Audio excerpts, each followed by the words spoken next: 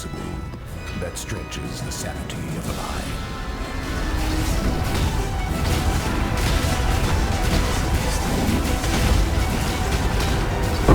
This is the key to a crucible.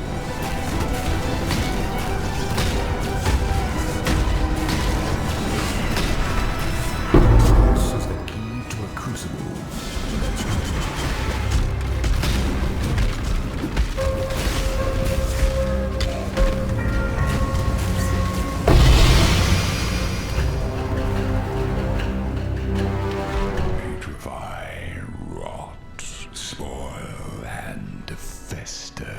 Exile, do something!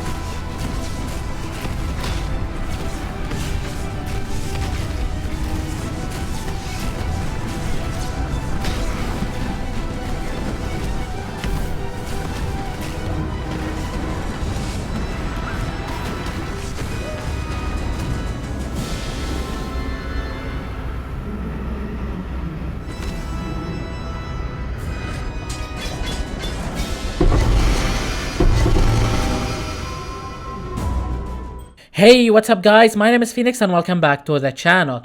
In today's video, we will be going over yet again another Righteous Fire build. Because you guys know Righteous Fire is my favorite skill, and yeah, today I thought about, hey, why not try the live variant, because I'm always using the energy shield variant.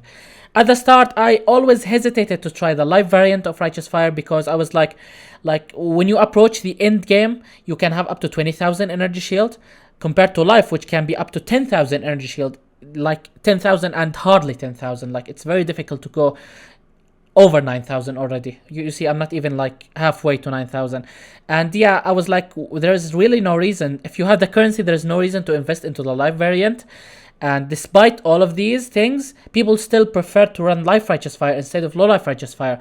Now, it's quite understandable that leveling with Low Life Righteous Fire is very difficult, because you can't use Righteous Fire until you are at least level 70.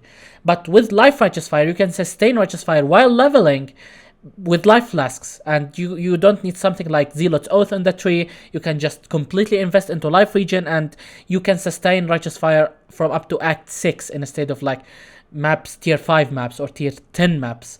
So yeah, that's quite understandable why you might want to play Life Righteous Fire in League. But I still see some people playing Life Righteous Fire like in the end game, like level 7, 97, 98, you know, they still keep using the build. They don't switch after they have gathered some currency. And I was like, okay, let me try the build myself and see why exactly people like the life variant of Righteous Fire. So let's begin with the tree. Now, Righteous Fire, the life variant, has been always all about Juggernaut, and it's phenomenal endurance charge generation. It's very robust. If you are playing the game, like, you don't have to do anything. If you are just playing the game, you always have the maximum number possible of endurance charges, and you can utilize that in combination with other nodes on the tree that grants you percentage life regen per endurance charge. And you know, the physical mitigation gained from each endurance charge is also not bad, so you end up being extremely tanky just by like stacking endurance charges. So that entire build is based around unflinching ascendancy node, which basically gives you endurance charge if you are hit every second if you have been hit recently, which means that you basically always have maximum endurance charges. And based on that, now we stack nodes that gives us more benefits out of our endurance charges, like Unyielding, which basically increases the potency of a Righteous Fire overall, with more area of effect and more damage per endurance charge. And then we take Unrelenting. Unrelenting gives us basically the most important thing in this node is the 8% reduced elemental damage taken while at maximum endurance charges. You might want to pay attention that it doesn't specifically here says that you need to be hit for the elemental damage taken to be reduced. It just like overall it says 8% less elemental damage taken across the board, like from all sources, even Righteous Fire. So that's another way to sustain Righteous Fire. Also, again, extra chaos resistance per endurance charge. You know, the life variation of Righteous Fire, we don't use Presence of Chayula because that one takes 20% of our life and adds it up as extra energy shield, which is something we don't want, aside from giving us the 60% chaos resistance. Now, chaos resistance is not very important, but like not having it, like playing with minus 60% chaos resistance is very bad. Like, you will find yourself dying on many occasions while mapping if the map happen to have like monsters with chaos damage, which is like almost in every map. So yeah, having the chaos resistance per endurance charge is very nice, considering that we don't have any other source of gaining chaos resistance. And we gain, instead of 4% total physical mitigation per endurance charge, with this node we have up to 5. So if you, for example, have 10 endurance charges, which is very possible, we have 9 in this build, but if you have 10, like before calculating any incoming physical damage, you take half of it, like 50%. So like you understand why it's so crazy to just stack endurance charges with the Unrelenting Ascendancy node. Basically, like, on the top of the endurance charges you have and this node, you stack armor, and then you basically become immune to physical damage.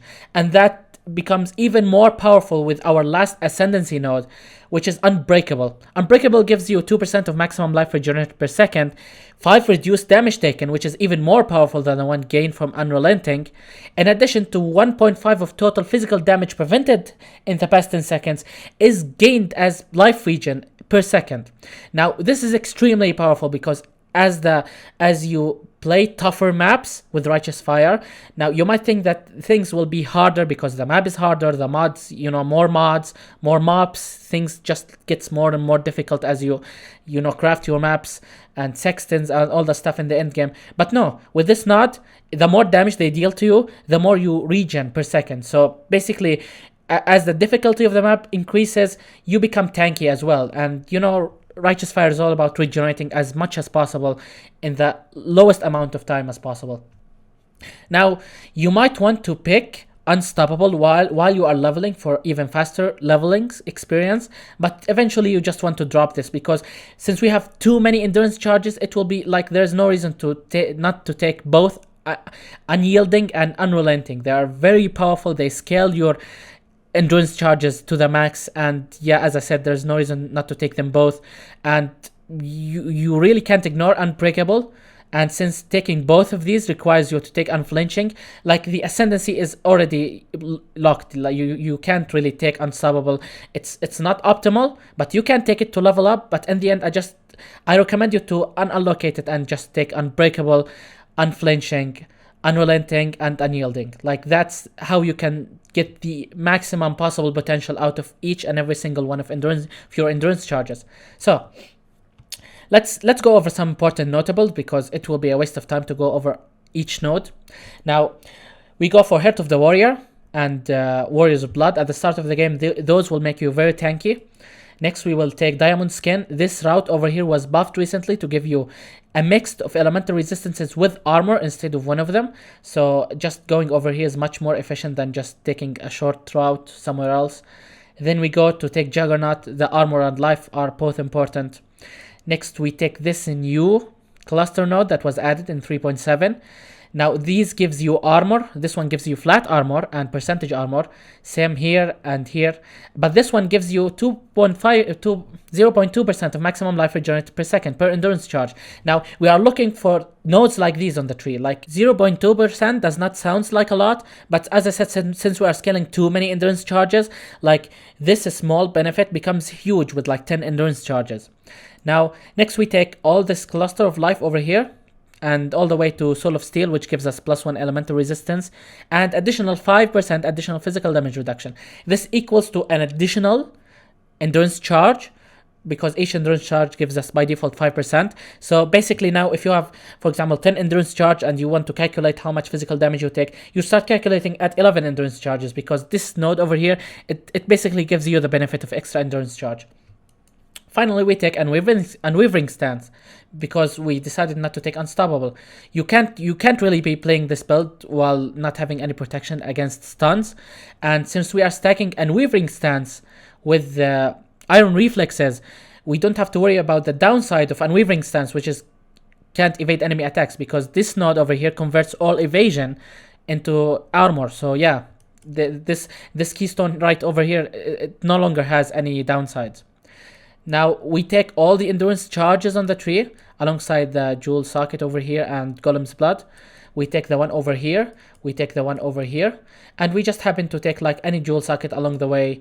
You know, this one, as I said, this one, and this one, and yeah, all the Jewel Sockets along the way. But just don't try to grab one like very far. For example, I didn't go all the way here to take this one. So yeah, and the rest of the build is just basically nodes that gives you elemental resistances, elemental damage, and life regen. And yeah, that's pretty much the entire idea behind the tree. I'm not going to go over the entire tree, but there are like few important keystones that we should go over still, like Elemental Equilibrium. If you are playing RF, you should have Elemental Equilibrium in addition to at least one lightning skill. People go with Orb of Storms because they link it with Curse and Hut and Flammability. So now you cast Orb of Storms, it triggers lightning damage, so that with Elemental Equilibrium, the enemies hit by your lightning skill, they take extra lightning resistance and reduced resistances to other elements. Since we are dealing damage with Scorching Ray and Righteous Fire, they just like melt very quickly. And as I said, since we link Orb of Storms with Curse and Hit and Flammability, now it applies the Flammability Curse, which reduces enemies' fire resistance by 44%. So in addition to 50% from here, like that's almost negative 100 resistances. And the 50% from here, they are not a source from a curse. So by triggering Elemental Equilibrium on a boss, you don't have to worry about their curse effectiveness reduction from you, because this is not a curse. This is just a flat resistance reduction. Finally, we have Elemental Overload. You know, 40% elemental damage more, you deal more 40% more elemental damage if you have crit in the past 8 seconds. And we just rely on Orb of Storms to crit. The last link in the 4-link Orb of Storms, aside from Curse on Hit on Flammability, is increased critical strikes chance. So each one hit from Orb of Storms right now is 15% chance to crit, and you can rely on that to crit. It will crit at least once every 8 seconds. Like, I never run out of Elemental Overload. It's always online if you link your Orb of Storms with increased critical strike chance gem.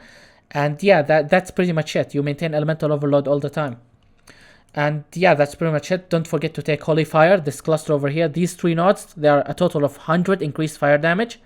They give fire and burning damage, which equalize into both scales, Righteous Fire and Scorching Ray. So yeah, finally we take these nodes here for regen. We take these nodes here for increased area effect and area damage.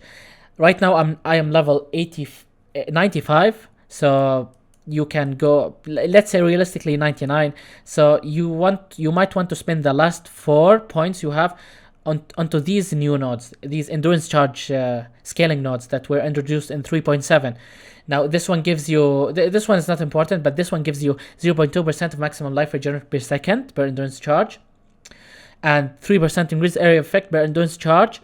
And this one gives you basically chance to gain endurance charge on kill, which is not important, but 5% increased damage per endurance charge. We have 9 endurance charges in this build, so this node alone is 45% increased damage. This one right here is 1.8% of maximum life regenerated per second. And this one is 27% increased area of effect. Like, the amount of benefit you are getting just by investing 1 point into each one of these nodes is amazing, actually. It's very amazing. Like, each one, it comes with the benefits of 2 nodes or even 3 nodes. So yeah, just the scaling benefits from your endurance charges is much more beneficial than just stacking these benefits from like standalone nodes.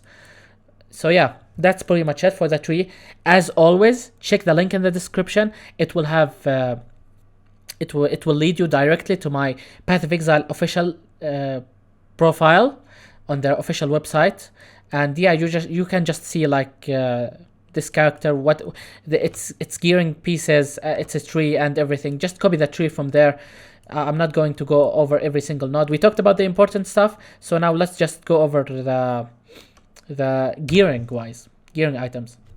Now, what's really good about this build is that if you try to replicate it, it's much more easier to get the same result compared to something like low life Righteous Fire. Because with low life Righteous Fire, you know, the amount of energy shield you can have on item, it keeps going up. Like, it's very difficult to get maximum energy shield per item. So, but compared to life, you can get like 100 life on gloves very easily, 100 life on boots, 100 life on belts. Like, it's not very difficult. It's extremely easy to duplicate. So that, in conjunction with the unique items we're using the Calm set, like, because we're Juggernaut, like, there's no reason not to use the Count set. And yeah, this build ends up being like, you can easy, with the exception of the Helm. This build is like, if you want to replicate what you have seen at the start of the video, like, you can do it 100%. There will be no difference than what you have seen at the start of the video. So yeah, let's go over the uniques because they are easier to go over first. I'm using 2 pairs of Calm's Way. Calm's Way gives you +1 maximum endurance charges. We have 3 that comes with the character, +1 from the Ascendancy, that's 4. And all the 3 gained from the tree, so that's 7. Now, in conjunction with 2 Calm's Way rings, that's 9 endurance charges. Now, you can potentially have up to 11 or even 12 if you are willing to invest completely into endurance charges. But the way of how you can get more endurance charges than this, there are basically like, you equip specific boots that gives no life. There are unique boots called Death's Door. They gives +1 endurance charge. You can get one with +1 endurance charge corruption as well, so that the boots will give you +2 endurance. And you can get any good belt with 100 life and T1 life and the endurance charge corruption. So you can have up to 12, but you know, you will not be getting the best out of each slot. So it's not very worth it to go for the unique boots and the corrupted belt. Just get like something good instead. Now, as I said, Calm's Way, double Calm's Way. Calm's Way gives you 0.4% of maximum life regeneration per second per endurance charge. So yeah, that's a huge amount of life regen from both of these rings. and because we have 9 endurance charges, so yeah, why not use them? And we have Calm's Heart because we don't really need too many sockets in this build, and Calm's Heart, like, it's an essential item in any life RF build. Try to get +1 maximum elemental resistances as a corruption. It goes for right now 15 exalt. It can be cheaper in any league depending on what's the current meta going in the league, but I got mine for 15 exalt, and it also depends on how high the fire damage roll is. And yeah, that's it. You can get increased damage if you are like going for faster mapping, but I see the +1 maximum elemental resistance essential because, you know, with less life we have like all these endurance charges, and in combination with the 24,000 armor we have, we are basically immune to physical damage, like completely. So the only problem ends up being elemental damage. Like you have already guessed it from the video at the start. We can't really take too much elemental damage in this build. We can't tank a full wave of Shaper Balls, unlike the low life version, but we can take any other source of damage in the game if it's not like heavy elemental damage. So yeah, that's why I prefer to go with anything that gives us more elemental resistances. And yeah, those were for the Calm set, the rings. Each ring goes for 1 exalt on average. It can go for less. Right now it goes for 60 chaos, so it's not very expensive and still very powerful ring. I highly recommend you to get one. Like having a mirror tier ring with tier 1 life and tier 1 resistances is not as good as this, because the endurance charges scaling is very powerful in this build. So yeah, just get 2 of them, and yeah, that's just easier than getting any other ring. For amulet, I'm getting a marble amulet. Keep spamming alteration on it until you get tier 1 life, and regal into any tier 1 resistance or anything you need, any resistance you need, or any other mod. If you need dex, you can regal into dex, and if you don't regal into something you want, you can try to annul and just multi-mod the entire thing. I happen to regal into lightning rays, which is something that I need, and I just like crafted for prefixes the AoE effect and damage, the syndicate, the tier 3 syndicate craft. And I crafted hybrid mana and mana regen because I'm not using blood magic with my Scorching Ray. I will get to this in a second.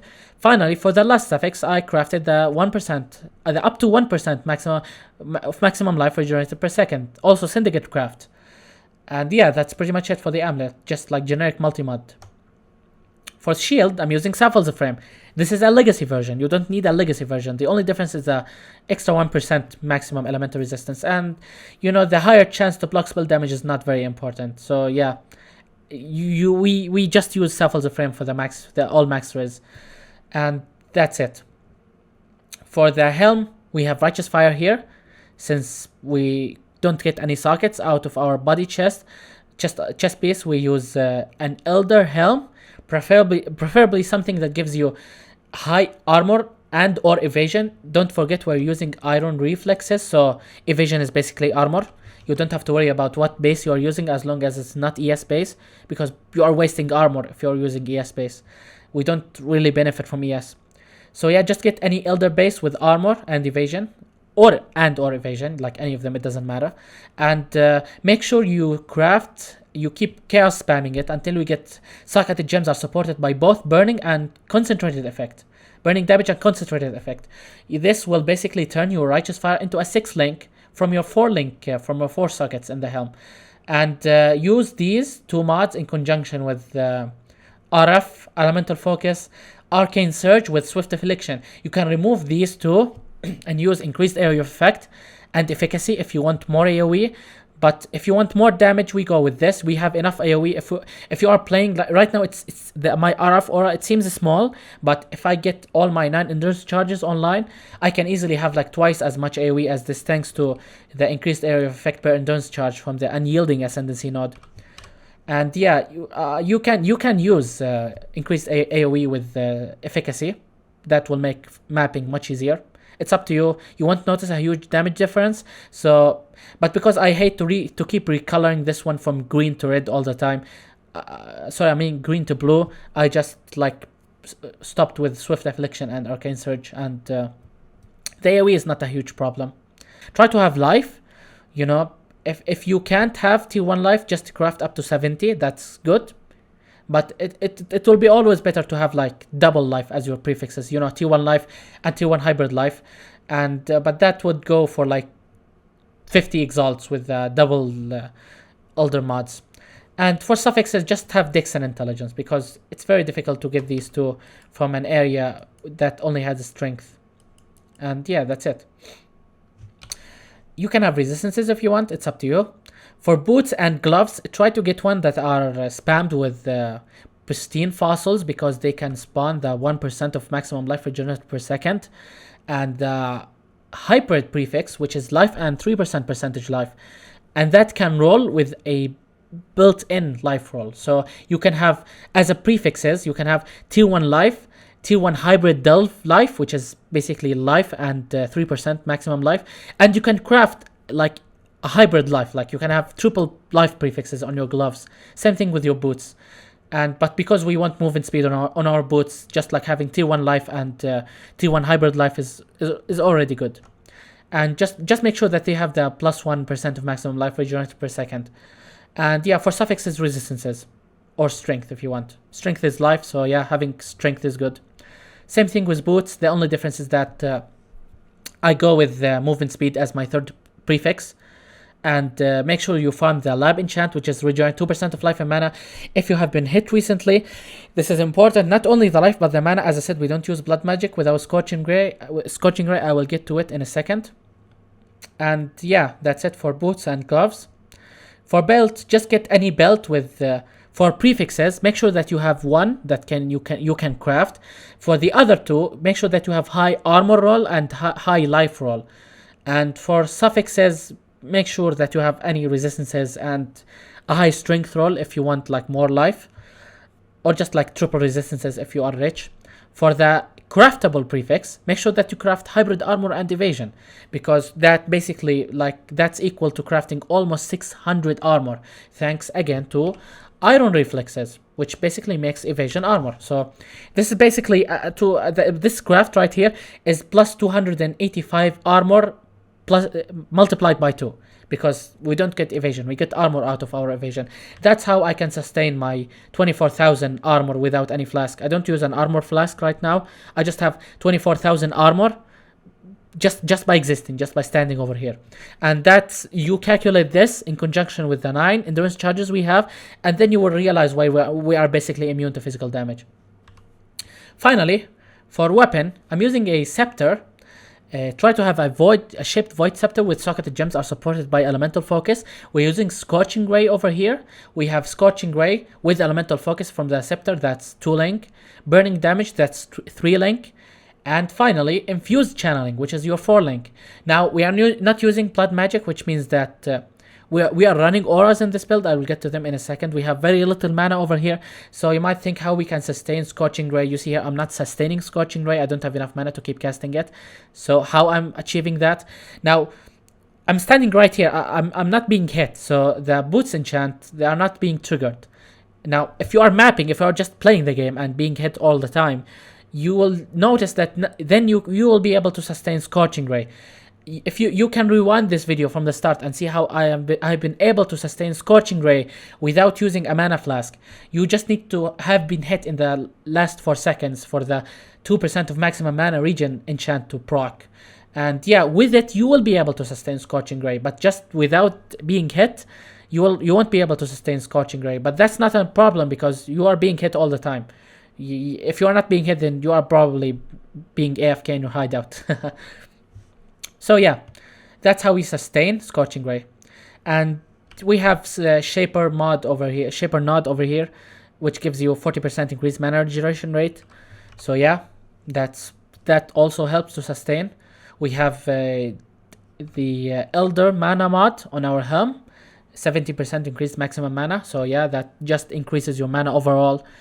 And for gem links, other gem links, we have on our gloves, we are using Purity of Fire, Vitality, and Purity of Ice, linked with level 4 Enlighten.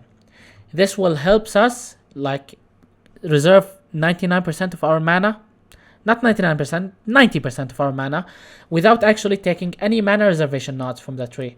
So you don't have to worry about investing, nodes into something that's not useful. And yeah, that's it for our auras. We don't use any auras for our life because we are life righteous fire. We don't really want to reserve our life. And gem links on your boots, I'm using the generic Orb of Storm setup. I talked about it at the start. I have here Orb of Storms, Curse on Hit, Flammability, and increased critical strike support. So yeah.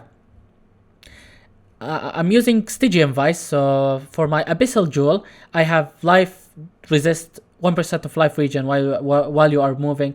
You know, you if you are playing in Legion right now, you will have less roll on your Abyssal Jewel, up to 40 life instead of 50. So, but that won't be a huge difference. It's still worth to use a Stygian Vice instead of a regular leather belt, because you can get, aside from the 40 life you get from your Abyssal Jewel, you can get like resistances and like up to 4 mods, not just the life. So yeah, that's good. Finally, for our shield, the gem link in our shield, we have shield charge, fortify, and finally molten shell. Since we have 24,000 armor, if we proc molten shell, we basically never die. And molten shell can absorb right now, it can absorb 5,600 point of damage. Now Val molten shell, on the other hand, it can absorb up to 16,000. And you pop your Val molten shell and you can die for the next 10 seconds. I tried to tank Shaper Balls with Val molten shell active with all our 24,000 armor, and I have been able to tank 2 entire waves of Shaper Balls. But just don't forget that if you take other damage, damage from other sources while you're attacking the Shaper Balls, the shield might explode earlier and you will end up dying in the fight. So don't try something crazy with it. Just make sure that you pop it. If you make sure that you use it only if you know that you can dodge the damage. Don't make any risky moves, because 8,000 life, 8,300 life is not much against elemental damage. Even although we have 86% cold res and 87% fire res. So yeah, you should really try to avoid taking elemental damage in this build. As long as it's not from Shaper, you can do anything. Except like Super Deep Delve, when monsters have like gain Fizzes extra lightning, Fizzes extra cold, you can tank these hits. But aside from these 2 sources of elemental damage, you can do any content in this game, like easily. So yeah, that's pretty much it. For Pantheons, I'm using Soul of Solaris for extra tankiness, and the Soul of Tokuhame, because that's the golden standard for RF players. That's more fizz mitigation and more life regen as you are stationary. Since you need to be stationary to cast Scorching Ray, that means that you gain the 4 stacks all the time. So yeah, that's it. That's it for the build. And for my flasks, I'm using a Quicksilver flask with immunity to curses and increased duration, because I like to go fast, and I hate to be interrupted by curses from maps. I have Sulfur Flask. I don't use a Life Flask, by the way, because we regen life so freaking fast with our 9 endurance charges that the moment you realize that you have lost life, you instantly regen to full life. So yeah, that's why I don't really need a Life Flask in this build. I'm using a Sulfur Flask because it gives us, in addition to the Consecrated Ground, which gives us 6% life regen while standing on it, it can also gives us 40% increased damage, which is something you can't have from a regular Life Flask. And I've rolled immunity to bleed. You don't really need this because you can bleed as much as you want. Bleeding is physical damage, and we have like lots of physical mitigations. You can literally roll anything and play without any bleeding immunity, and you will be fine. I have once been able to withstand like 20 stacks of corrupted blood, and yeah, I didn't even drop below 100% maximum life. So, but I've just rolled this because I literally had one ready in my stash. I didn't want to craft a new flask. Next we have Cinder Swallow Urn. Now this flask is made for RF builds. It can give you a craft of 3% of life regen during the flask effect, which is like more life regen. Why not? And you get to recover 3% of up to 3% of maximum life when you kill an enemy during flask effect. So while mapping, if you use this flask, you basically never die. And it gives you onslaught because it's a silver flask.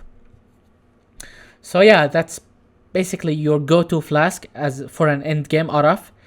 It doesn't matter if it's life or low life, you always use this flask because it's good on all RF variations. And then I have Ruby Flask. I have crafted immunity freeze on it and increased duration. And I have finally a Sapphire Flask, because I really don't want to take too much cold damage from Shaper. With this one active and Molten Shell, you will be able to tank like a full wave of Shaper Balls. So yeah, it's not like very difficult to avoid elemental damage in this build. You can tank it if you want, but only with your flasks. And yeah, that's pretty much it for the entire build. I hope you guys enjoyed the video. If you have any recommendations, make sure to leave them in the comment section. And yeah, my name is Phoenix, and I will see you all in the next video.